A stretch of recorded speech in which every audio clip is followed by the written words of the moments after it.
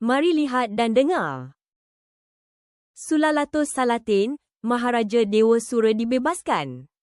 Pernah tak kita terfikir macam mana perkara yang nampak remeh macam kuku gajah boleh jadi petanda kejatuhan sebuah kerajaan? Hari ini, jom kita selami satu kisah kepimpinan yang cukup luar biasa dari zaman kegemilangan Kesultanan Melayu Melaka yang diadaptasi daripada naskah Sulalatus Salatin. Bayangkan ni, seorang raja yang dah kalah dan jadi tawanan. Nama dia Maharaja Dewa Sura, tengah periksa gajah lama dia. Lepas tu tiba-tiba dia cakap ayat yang penuh misteri ni. Dan kata-kata inilah yang jadi pencetus kepada keseluruhan cerita kita hari ini. Inilah soalan besar dia kan? Macam mana boleh jadi macam tu? Ini sebenarnya kisah tentang kebijaksanaan yang tersembunyi pada benda-benda yang kita selalu terlepas pandang. Okey, jom kita mulakan. Okey, untuk kita faham kenapa dia cakap macam tu, kita kena kenal dulu siapa tahanan ni dan apa sebenarnya yang dia dah jumpa. Latar ceritanya simple je. Ada sebuah kesultanan yang sangat berkuasa dan ada seorang raja yang dah tewas dan jadi tawanan. Tapi dari sinilah bermulanya satu ujian kepimpinan yang kita semua tak sangka. Jadi, Maharaja Dewa Sura ni pergi tengok gajah lama dia, kurancak. Diperiksa betul-betul dan dia perasan ada satu kuku gajah tu hilang. Terus dia cakap, patutlah negeriku kalah, inilah puncanya. Bagi dia, kecacatan kecil yang tak siapa pun perasan ni, itu macam satu simbol. Simbol kegagalan dia sebagai pemimpin yang alpa pada perincian. Dan kealpaan itulah yang akhirnya menjatuhkan kerajaan dia. Okey, dari kisah seorang tahanan, kita beralih pula kepada satu masalah besar yang tengah dihadapi oleh penawan dia, iaitu Sultan Mansur Shah. Jom kita tengok macam mana dua cerita yang berbeza ni akan bertembung. Nah, tiba-tiba giliran Sultan Mansur Shah pula yang pening kepala. Gajah kesayangan baginda, Kemanci, dah terlepas masuk hutan. Ini bukan setakat hilang haiwan peliharaan tau. Zaman dulu, gajah ni simbol kuasa dan kawalan. Bila gajah sultan hilang, seolah-olah autoriti sultan tu sendiri tercabar. Jadi, orang-orang sultan pun cubalah nak dapatkan balik gajah tu, tapi memang tak boleh. Gajah tu dah terperangkap dalam paya yang dalam, keliling dia pula penuh dengan semak berduri yang tebal. Sampai Panglima Gajah sendiri, Seri Rama, pun terpaksa angkat bendera putih. Kuasa dan otoriti yang ada, semuanya tak jalan. Dan dekat sinilah, dua cerita ni bertemu. Bila kuasa dah tak berkesan, kebijaksanaan dari sumber yang kita langsung tak sangka, mula muncul sebagai jalan penyelesaian. Cuba kita letakkan diri kita di tempat sultan. Sebelah sini, orang-orang dia yang setia, tapi gagal. Sebelah sana pula, ada seorang tawanan, musuh lama, yang mengaku dia ada kepakaran untuk selesaikan masalah ni. Jadi apa sultan nak buat? Nak harapkan orang-orang sedia ada? Atau ambil risiko percaya cakap tawanan ni? Inilah syarat yang Maharaja Dewa Sura letakkan atas meja. Dia tawarkan kepakaran dia, tapi sebagai ganti untuk kebebasan dia. Satu tawaran yang sangat berani dan terus terang. Inilah masanya kita nampak kebijaksanaan sebenar Sultan Mansur Shah.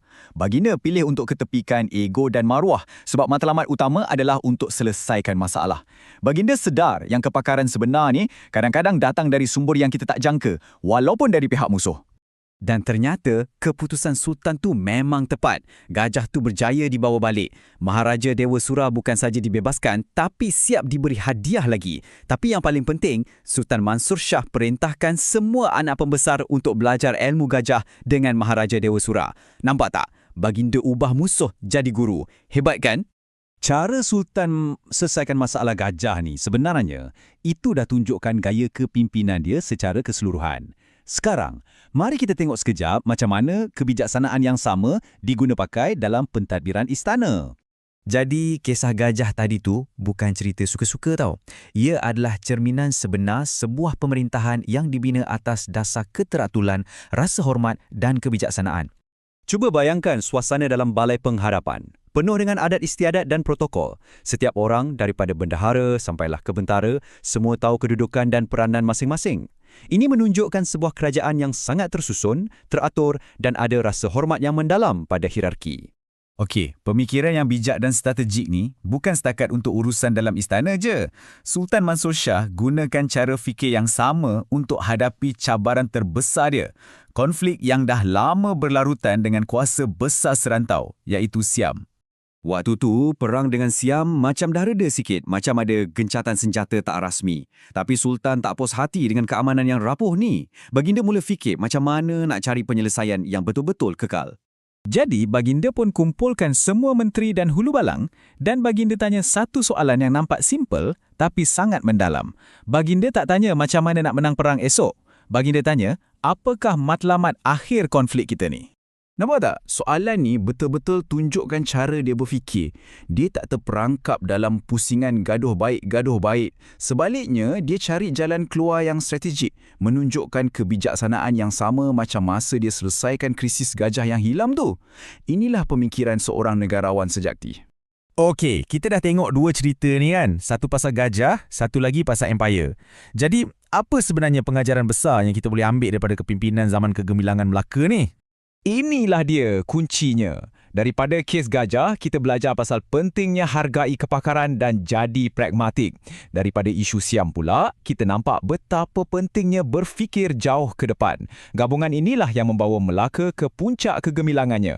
Jadi, pada akhirnya, legasi Sultan Mansur Shah ni bukan dibina atas kekuatan tentera semata-mata, tapi atas kebijaksanaan baginda. Baginda faham, dengan menghargai kepakaran orang lain dan berfikir secara strategik, baginda boleh capai lebih banyak kejayaan berbanding hanya bergantung pada kuasa. Jadi saya tinggalkan anda dengan satu soalan untuk kita renungkan bersama. Kisah dari zaman kegemilangan Melaka ni menunjukkan yang kepimpinan sejati mungkin bukan tentang menundukkan lawan, tetapi tentang memanfaatkan kebijaksanaan mereka untuk kebaikan bersama. Fikir-fikirkanlah.